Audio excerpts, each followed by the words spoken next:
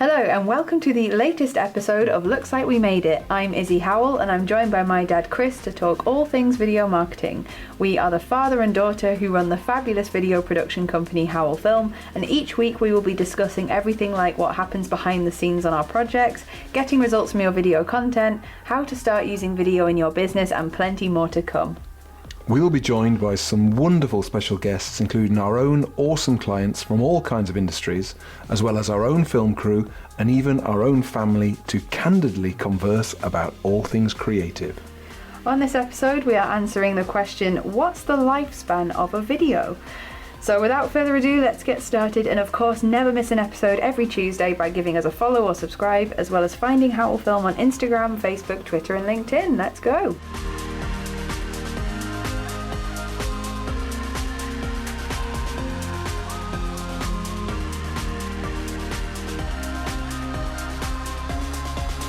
Ooh, the lifespan of a video. Lifespan. Blimey. Okay. What do you mean by that, the lifespan?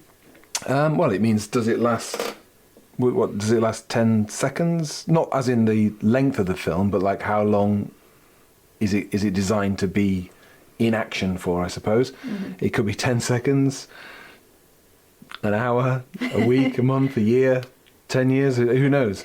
I think, if I may, that essentially it's got to be right for the moment. It's got to be right for its intended purpose. Mm-hmm. And there was, you know how I like motorsport. There's a saying in motorsport which is you should always be on the right tire at the right time. Okay. Basically, I think that what anybody who's producing a film to promote their business, the film should be right for the moment it's in, for the task at hand. Yeah, absolutely. I think as well, like, because the lifespan, so thinking of that word, then it could be from the moment you as a business launch that video on your website or on social media, or even on a social media story even. It's from the point you do that to the point where the audience has finished watching it and has taken that message in. And also whether you can keep getting a new audience or the same audience time and time again. I mean, there are obviously going to be natural things that will date a film, but actually, if your film's about you, about the people, about what you believe in, your ethos, your what makes you tick as an organisation, well, actually, that's not going to date. Mm-hmm. Unless people leave. Well, yeah, there is that. I mean, I think it needs to be right for, as I say, for whatever you're doing. If it's kind of like, hey, we're doing a flash sale this weekend, well, by definition, do a quick. It's only going to last up until that weekend, but then right up to, if it's a very lavish, historically biased kind of super film all about the history of the business, etc., well, that's gonna last for ages. So I think really we need to discuss kind of the kinds of film that you could and should be producing, and kind of like what it's good for, and where, what you'd expect as a time return for it. Well, I think when I think about the types of video you can have, I condense it down to the 10 types. There are a lot of types of video that you can use in your business that all have different audiences, different ways of producing them, and different outcomes as well. I mean, when we talk about, we talk quite a lot about the results-driven video marketing, all being driven towards a specific goal. The best thing you can do is identify what that goal is, or ask yourself, what problem am I trying to solve? And once you've figured out what that problem is, video can act as that solution and will act as that solution, as long as you use it in the correct way. So, for example, if we were thinking of that kind of classic sweeping 2 to 5 minute promotional film, what I call the original recipe of corporate film is that it's the one that we started out making, and it's a classic one for businesses to make, but not everyone, if you put that on your Instagram, is going to sit and watch a 5-minute film, but they might do if you're showing it on your website or a presentation or part of a training package. It's just really where you want your audience to watch it. If you want to get more engagement on Instagram, then you can go down a whole new realm of story-based content, of playable, repeating GIF-style content, of Reels and TikTok, and you can go down that route as well. And there's almost so many avenues you can go down. But the key thing to remember with any of it is that considering what the problem is that you're trying to solve, who the audience is, and what you want to achieve by the end of it. Absolutely, and I think the in a nutshell, the question, what's the lifespan of a video? Well, if the video's rubbish and doesn't, not obviously not that we it wouldn't be if we'd done it, but if the video doesn't deliver on its promise and do what you want to do, again, by definition, the lifespan is is gone. It has no lifespan because it's of no interest to anybody. Mm-hmm. Whereas if it's something that is compelling, continually interesting, then I would say a business could look for using a film for months or even years in some cases. Yeah, I mean it depends really on how often you feel like you need to refresh your message as a business. I mean, it's kind of common tradition really within film businesses like ours to produce 2 show reels a year. So we produce a summer show reel and a winter show reel because we end up within the summer and the winter producing so much content for people that we come leaps and bounds each time. We go to new places, we get all this amazing new stuff, and we have to refresh our promotional content for ourselves by showing all the amazing stuff we've done in the past few months, because people want the freshest, latest thing. And particularly during the pandemic, I mean, I always think those adverts and the videos that companies make when everyone's wearing face masks and people are sort of talking about people are kind of socially distant and stuff, it's almost like that will always be dated to 2020 and 2021 obviously, but it's the time period you're in as well can dictate that. It can, yeah. I mean, we've had it, haven't we? Well, we had a thing where you shoot in February and people have to take their coats off because they don't want to pin it down to the winter. And the big one, obviously, is Christmas. The times when people say, "Oh, I'd like to shoot something at Christmas," and you say, "Well, yeah, we can do that. However, you need to take down all these Christmas decorations because your film will only work 1 month a year." But yeah, you're right. I mean, we've had it, haven't we? Where some people are saying, "Do I need to wear my face mask because it's the right thing to be seen to be doing at this moment in time?" But then other people are saying, actually, I don't want to have anything to do with a face mask on film, purely because, as you say, that pinpoints them to 2020 and 2021. And again, like the lifespan of the video, if you think about like, is it, what's it for? Is it an advert you're producing? Is it something to promote a specific product in a moment in time? Is it, as you say, like the classic corporate film? Is it a video that can be essentially chopped up to do lots of things? I mean, we do this quite a lot. We've got a kind of a film once, create many philosophy. So again, you might have a situation where you have one corporate film, but then actually you've got lots of mini little films that spin off from that are made from the ingredients of the corporate film, if you like. So you might have a situation where the lifespan of the corporate film might be a year, but the little throwaway, snippety type extras that come from that, they might only last a couple of weeks or a couple of days. So I think what we're addressing here is a kind of like the first thing you should do is to establish what's it for. Yeah, absolutely. And also where do you expect the return on investment to come from? There's a lot of people that say, "Oh, I want to do a film," and we would say, "Why?" And they say, "Well, because I've been told I need to do a film." Yeah. And it's actually not until we actually scratch down and work down and drill and actually drill through their objective and where it fits into their business, that what they thought they needed ultimately often ends up being something quite different. Mm-hmm.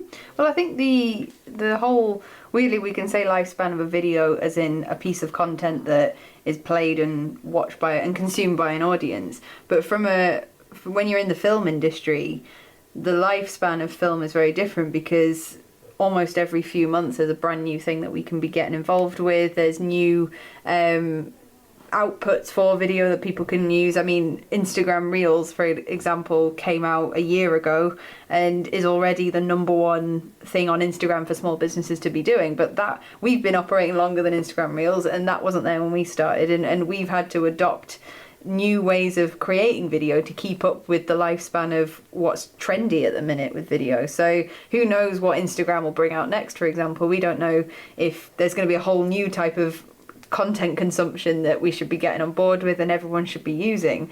But we found that we like to refresh videos for companies. We like to revisit them and give them a fresh coat of paint, because we know every time we do, the technology's that much better, the opportunities are that much better each time. And the message can be a bit more honed in and sort of focused on that moment in time. So here's a question: do you think with our clients and more generally that there's a perception that the more you spend, the longer you want it to last in terms of a lifespan?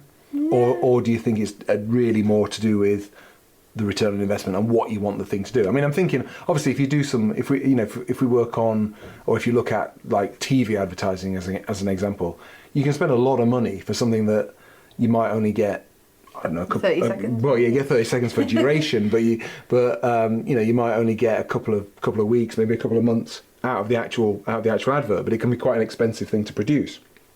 But more in a more sort of perhaps a more small business setting, is there a perception that if I'm investing in video, because it's not spending, it's always an investment. Absolutely. If I'm investing in video, the more I invest, the longer I want it to last. Is that a thing? I'm not sure really, because I think it really depends what you use it for. I mean, with video, it's a bit like the word photo, like it could be of anything. It's essentially casting a window onto anything that you want it to show, as long as you're not just staring through that window into nothingness, and on the other side of that window there's something informative for that audience to get.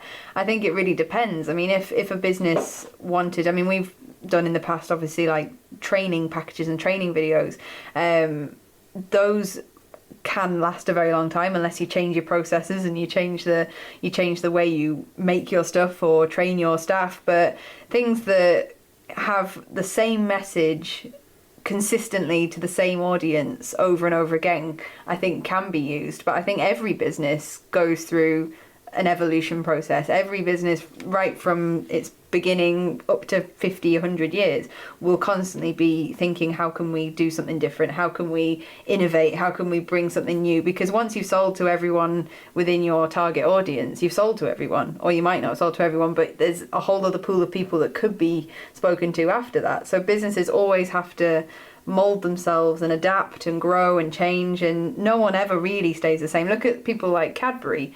Were they what they're doing now compared to what they were doing 100 years ago? They're still making chocolate. But their images and the way they sort of sell their ideas. Look at the gorilla advert, for example. That wouldn't have been on 100 years ago. So businesses have to adapt and change their messages and their branding all the time. So like their video. And I suppose as well, because their audience changes all the time. Yeah. If you think about, it's not so much sometimes the actual product or service that you're selling, that you're creating video content for. It's actually about your audience and your marketplace evolving, and you as a business recognizing that they're evolving is really important. Because if you fail to recognize that, you can be producing content that isn't actually that relevant to anybody. You got that famous situation where you're answering a question that no one's asking. And I think there's a real danger in a lot of businesses that you can do that. So getting back to our question, what's the lifespan of a video? I think the answer is it depends, which probably isn't conclusive enough. Really, a lot of our podcast answers are it all depends. It all depends. But that's video in a nutshell, and it's you can use it however you want, and as long as it's what the audience wants more than you, that's the most important thing. Really, it's thinking.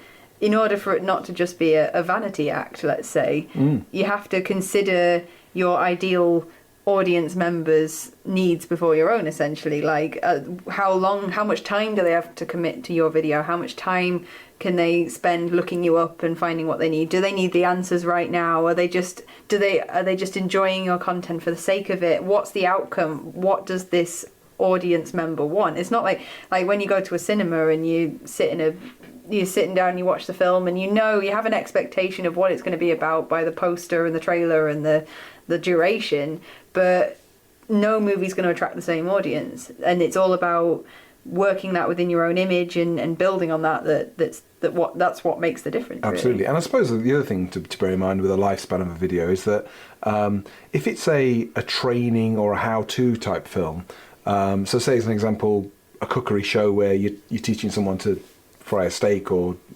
bake a cake or something, actually, other than the fashion sense and the haircut and the whatever, the actual thing, the actual making of it, the actual deliverable doesn't change.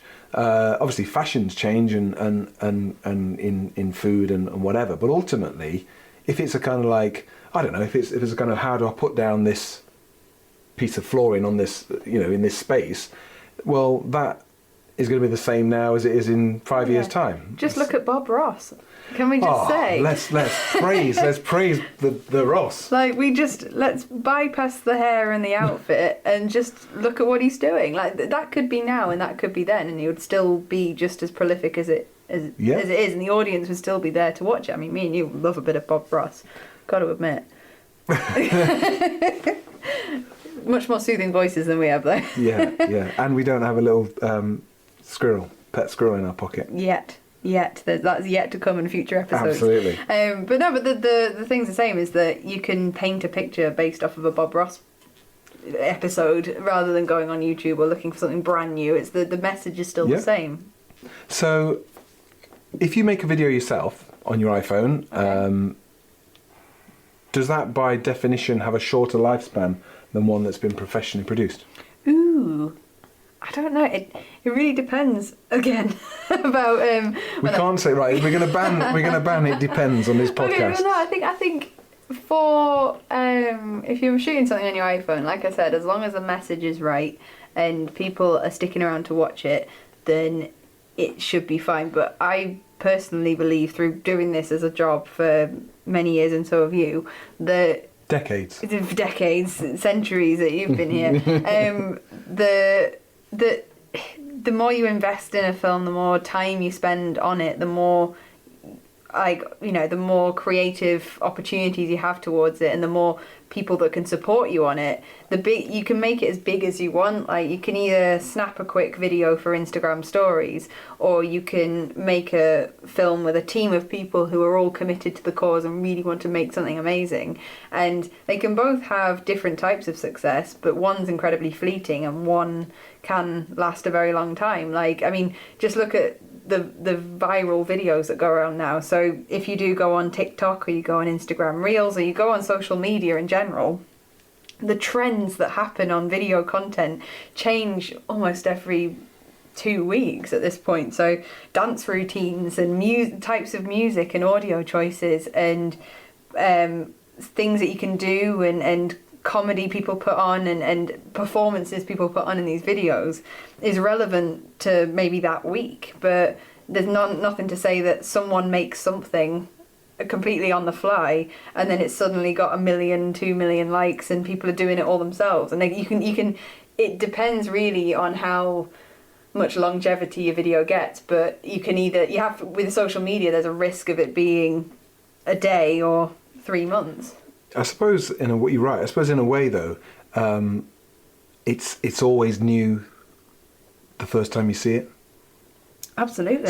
So it doesn't matter. That applies to any film content, any media content, the first time you see something, the first time you listen to something, it's always new, irrespective of when it was made. Yeah, and that's true. That was a good one. Yeah. And also, here's a question. Do people think if it's not new, it's not relevant? Ooh. These are some big questions today. If it's not new, it's not relevant. It again really depends. Look again. Your band depends. Well, if it's not new, is it not relevant? I mean, Somewhat, but then there's nostalgia.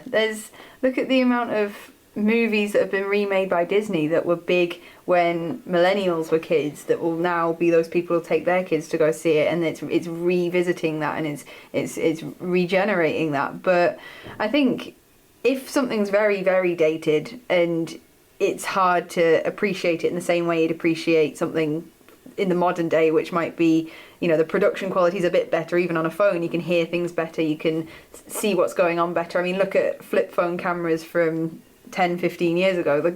Trying to look at a tiny pixelated video isn't the same as watching something someone shot on an iPhone. So the title of this podcast is It Depends. Well, what lifespans of a video is all dependent on your audience and what they want to achieve and what they want and what you're trying to sell, really. Yeah. So the best way to start that is think, what problem am I trying to solve? Who am I trying to talk to? And where should I do that? I agree. And finally, I would add that nothing's ever old-fashioned. It's always retro or classic. There's a window, though. I think it's only retro, like 90s stuff now is retro. I still think 90s is modern. We're a fast-paced modern business. My G-Reg Ford Escort is still a modern car. Well, 90s is still, but that's now kids today, and now they're now bringing back like 90s fashion and stuff, which no one ever really wanted, let's face it. But okay, so my final question for you then, yes, which is relevant to this, and it's not as much of a silly question that you're used to. What's a movie or TV show that you have or could watch over and over and over and over again? Oh, a movie or TV show that I have or could watch over and over again. I would say it's got to be either Peter Kay's Phoenix Nights. Oh, absolutely. Because when you can literally mouth along to every episode, it's become part of our vocabulary as a family. Gosh, there's so much. There's so many. I mean, I wouldn't say they're all comedy, but mostly they are. Father Ted, that's always anything like that. And I'm probably quite boring in that regard, but just not very cutting edge. Just classic comedy, just kind of the early Blackadder's, Father Ted, Phoenix Nights. They're just brilliant. So I think mine's more. Well, those are all things that I grew up with and I would watch over and over again, and I do with Andy. But the thing for me would be comfort telly. It's something that you can Friends. It's like a blanket telly pretty much, and for me that would probably be Gilmore Girls. Oh, Gilmore Girls. I do love a bit of Gilmore Girls, and every time it starts to become autumnal and pumpkin spice lattes start coming back, you'll find me watching Gilmore Girls and living in that world. So that would be my one. Okay, absolutely. Excellent. Okay, so that was it for today. Thank you for... No, thank you. It depends. It depends. It all depends. Thank you for listening, and we'll be here again next Tuesday. And if you want to find out more about us and you want to give us a follow or subscribe, that'd be amazing. And you can leave reviews as well on Apple Music or Apple Podcasts, which would be brilliant as well. Let us know what you think. And find us on Instagram, Facebook, Twitter, and LinkedIn at Howell Films. So see you later, Dad. See you later. Bye. Bye.